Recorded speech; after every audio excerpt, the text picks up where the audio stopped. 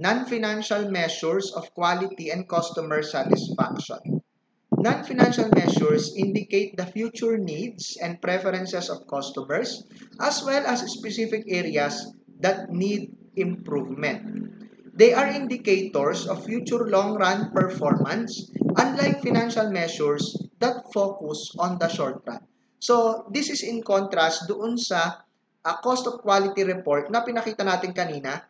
No, those things, no, are expressed in terms of financials or in terms of currencies. No, pero they are short run kasi 'di ba yung mga ganung report, no, para siyang financial statement, they are indicative of parang ano yan parang summary ng mga steps na ginawa ng company in the past and yung result niya at present. No, medyo short run nga siya, no. Kung indicative man siya ng future, no, medyo limited lang yung time span kung kailan mo pwedeng gamitin yung quality cost information na yun, yung quality cost report.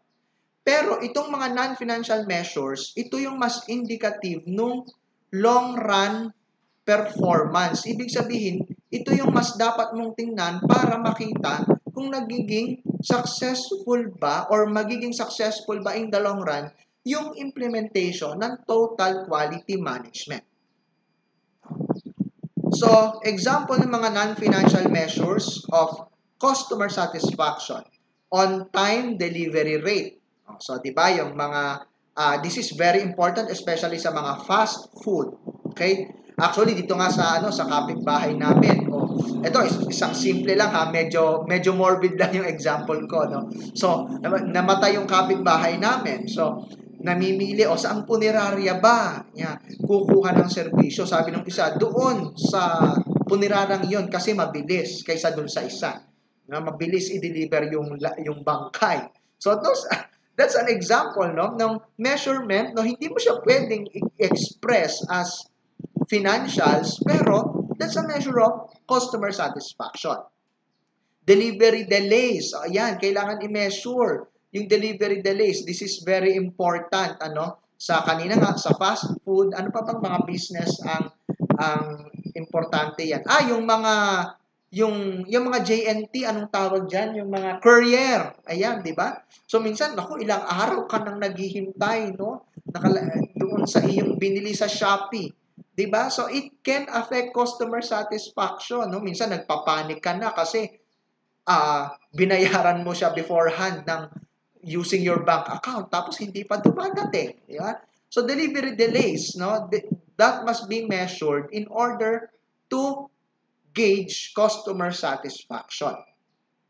Percentage of product that fails soon or often, yung kabebenta pa lang, fail na agad. So that's an indicative of low quality. O kaya, naibenta na, tapos ilang beses nasira. So, yan ay measure din ng pagkadismaya or maybe ng satisfaction ng customer. Yan, very obvious, number of customer complaints, percentage of defective units shipped to customers, research on customer preference and satisfaction, yung mga tinatawag nating parang feasibility study, no? So yung mga findings niyan ay indicative kung ano ang mga measures na dapat gawin para magkaroon ng long-term effect yung ating total quality management. Non-financial measures of internal performance, number of defects for each product line, employee turnover, ano yan?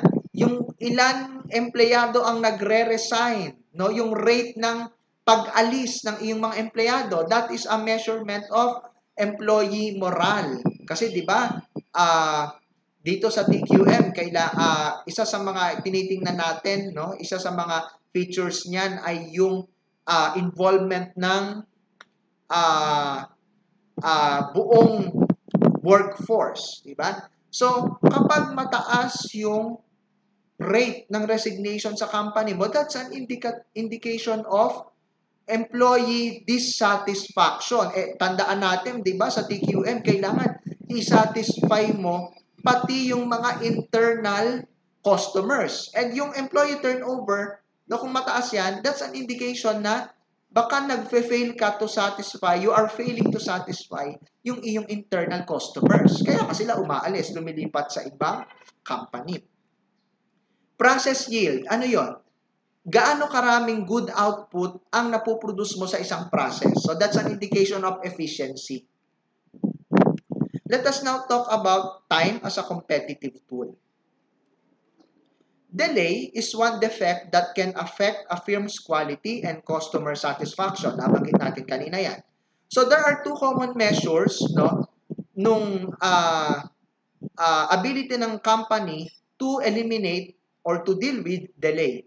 Una is customer response time. So this measures the duration from the time a customer places an order to the time a product is delivered to a customer.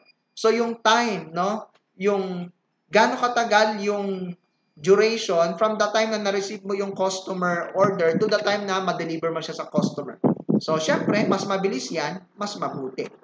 On-time performance compares the time a product or service is actually delivered to the time it was scheduled to be delivered. So, meron kang standard dito na sineset. O, dapat within 3 days ma-deliver to sa customer. So, titingnan mo ngayon kung nakaka-comply ka ba dun sa standard na sinet mo.